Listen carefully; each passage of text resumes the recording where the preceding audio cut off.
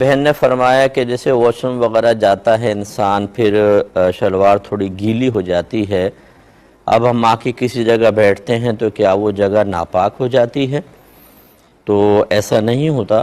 آپ جب استنجا کرتے ہیں اچھی طریقے سے جسم کو صاف کر لیتے ہیں، اور یہ بس ذہن میں رکھیے، یہ بہت ضروری مسئلہ ہوتا ہے کہ جیسے جسم سے ناپاکی کو دور کیا جاتا ہے، اس کے اثر کو دور کرنا بھی ضروری ہوتا ہے۔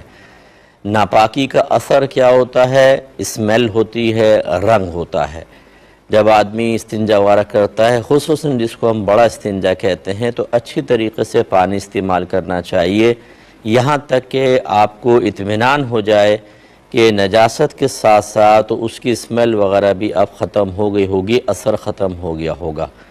اب یہ مثلاً آدمی اتنا لمبا چوڑا ہے، اتنا سا پانی لے کر استنجا کریں گے تو لازم سی بات ہے کیا صحیح استنجا ہوگا؟ تو اس صورت میں یاد رکھیں جسم ناپاک ہی رہتا ہے۔ اب اگر جسم ناپاک رہے گا، گندگی پوری صاف نہیں ہوئی یا پھر ہوئی لیکن اسمیل ابھی موجود ہے، تو آپ ناپاک ہیں، اور ناپاکی کی حالت میں آپ مطلب اور دیگر جیسے اب اس میں یہ شلوار وغیرہ لگ گئی تو شلوار بھی ناپاک ہوگی، اس کا گیلا پن جب کہیں اور منتقل ہوگا تو وہ بھی ناپاک ہو جائے گی۔ اس لیے بہتر یہ ہوتا ہے کہ ایک تو پانی اچھی طرح استعمال کریں، ایک اگر پاسبل ہو اپنے واش روم میں ایک کپڑا رکھ لیں جو صرف اس پانی کو خشک کرنے کے لیے ہو۔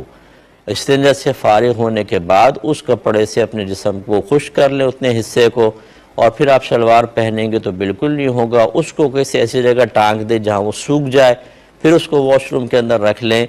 ہر شخص اپنا اپنا کپڑا یوز کر لے تو یہ بہت ہی اچھا ہے، یا جو نظافت پسند ہے کم از کم جو مسائل جانتا ہے وہ اس طرح کر لے تو بہت ہی بیسٹ رہے گا۔ اس میں کوفت بھی نہیں ہوتی ہے، جسم بھی اور شلوار وغیرہ بھی گیلی نہیں ہوگی۔ امید ہے کہ آپ بات سمجھے ہوں گے۔